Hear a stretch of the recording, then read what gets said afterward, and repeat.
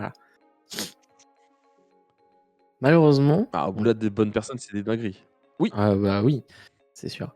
Malheureusement, là, on va attaquer un sujet assez, assez compliqué et je pense que beaucoup de gamers, n'aimeraient pas entendre cette annonce. Mais s'il te plaît, il y aura plus de 3 qui sera fait, salon de jeux vidéo aux États-Unis, heu, il y aura plus. Et c'est finito, il y a plus. Ah. J'ai envie de te dire, mon Sky, c'était un petit moment, ça fait un petit moment quand même que c'est un peu mort le 3, hein. Alors bien sûr, c'est un événement lequel on suivait de très près, surtout à l'époque, l'âge d'or de jeuxvideo.com, hein, qui nous faisait des reportages à fond pour aller voir ce qui se passait du côté de l'E3. L'E3, bien sûr, dans les années 2000, hein, même fin 90-2000, c'était un truc de ouf. Mais bon, en vrai, Nintendo avait déjà retiré le game. Les derniers E3 étaient décevants. Il n'y avait pas forcément de grosses annonces où des fois on t'a annoncé des trucs qui étaient complètement fake ou qui avaient complètement rien à voir avec finalement ce qui allait sortir. Nintendo a eu le filon de pouvoir maîtriser aussi ses sorties, etc. On peut regretter qu'il n'y ait pas un salon de jeux vidéo. On peut aussi se dire que peut-être ça laissera la place peut-être à de nouveaux salons, puisque quand même, voilà. Alors, je pense que le Japan Expo il a été plutôt pas mal. Il y a de quoi faire encore des vrais salons, etc. Mais le 3, voilà, je pense que c'est une époque qui est révolue et ça faisait un petit moment que c'était en déclin et franchement, j'avais même pas, je savais même plus que ça existait encore et que officiellement ils l'ont dit, bah, du coup ça n'existera plus, mais ça me fait quoi? Bah voilà, il y a toujours une petite nostalgie, bien sûr, mais en effet, du moment où il y a toujours des annonces, peut-être plus de contrôle aussi de la part des créateurs de contenu par rapport à ça. Le 3 qui mettait pas forcément non plus en avant les petits créateurs. Ça, c'est bien aussi avec la part de Twitch de pouvoir aussi avoir cette part-là de mettre en avant aussi les petits créateurs de contenu jeux vidéo, et j'en connais un en particulier. Donc, il faut aussi travailler avec ce monde-là, ça laisse un peu de la place pour tout le monde. Voilà, peut-être qu'il y aura une autre orga, hein. Franchement, je pense que la porte est fermée pour personne, hein, et, il peut y avoir toujours un salon qui peut être banger. Voilà, le 3 est une page qui se tourne. Le 3 nous a marqué, mais bon, après, le 3, pour moi, c'était déjà terminé depuis un moment. Ah bah, c'est sûr, comme tu dis, et comme vous dites aussi dans le chat, c'est vrai qu'il y a déjà, Sony, Nintendo, Microsoft qui font déjà leur live de présentation des jeux et cetera. Mm. Et c'est vrai que, comme tu dis aussi, le 3 ne mettait pas en avant les petits, studios qui créaient leurs propres jeux. Je trouvais ça aussi dommage. Mm.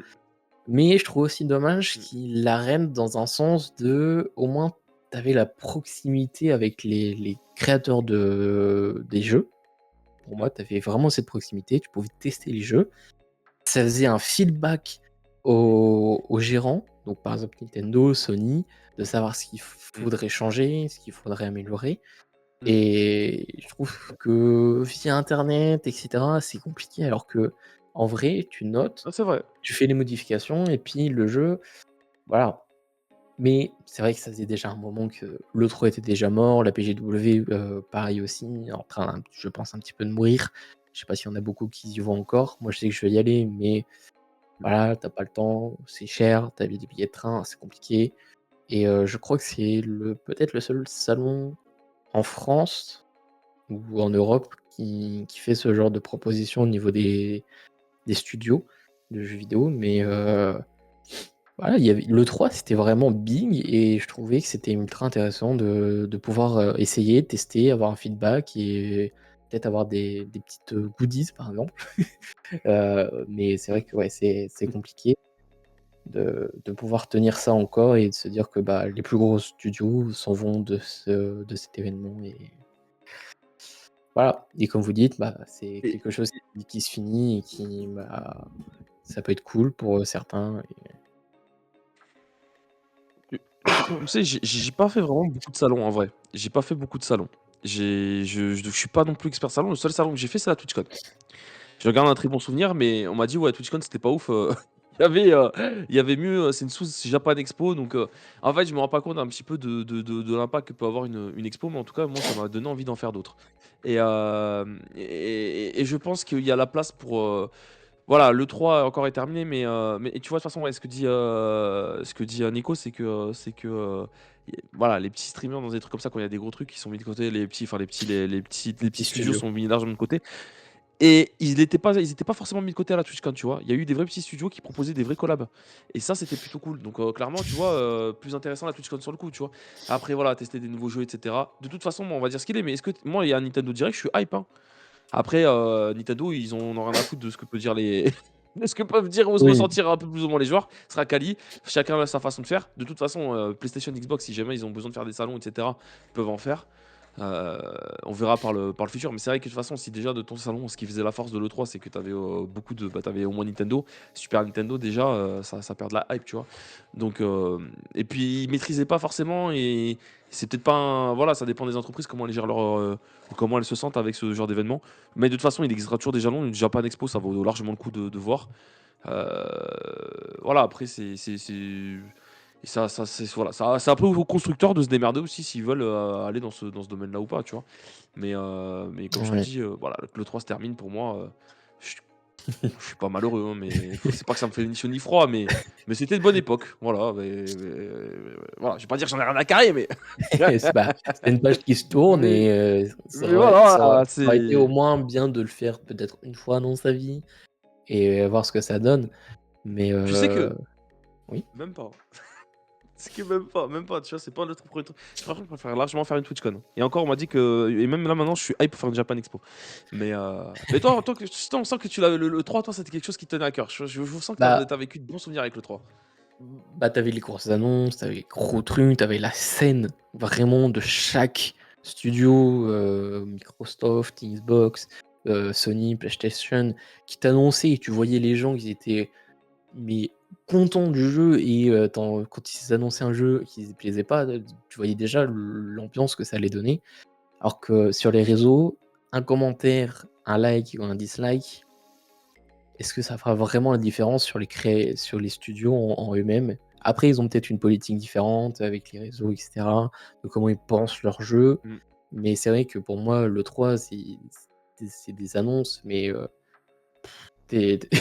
vraiment, je j'ai pas la même hype que sur les lives de PlayStation, les lives de Xbox, les lives de Nintendo.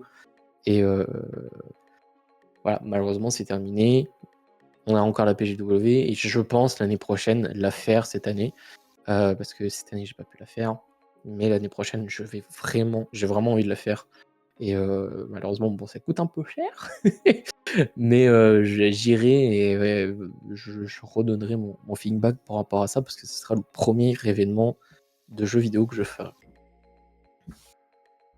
Oh, let's go! Le leak. C'est une soirée de leak, là.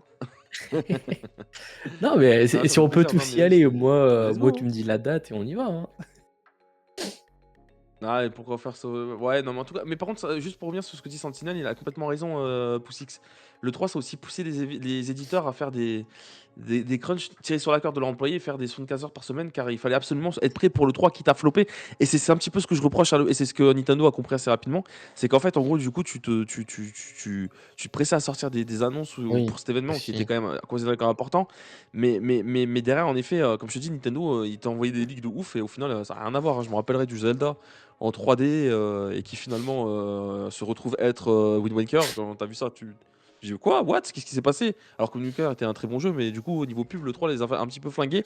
Quand le Wii Music qui marche pas aussi devant tout le monde et que tu proposes des nouvelles Oui. technologies et que ça floppe, il faut absolument maîtriser sa com. Et en effet, je pense qu'il n'y avait pas de ça, ça manquait un petit peu ouais, d'authenticité, comme disait un petit peu Neko. Donc, bah voilà, encore une fois, je pense qu'il faut aussi que les créateurs puissent maîtriser leur com. Et c'était peut-être une fausse bonne idée, je pense, pour moi, un événement comme le 3. Je pense qu'en fait, en gros, vraiment, hein, sincèrement, je pense que c'est mieux que ça y soit plus. Moi, c'est ce que je pense.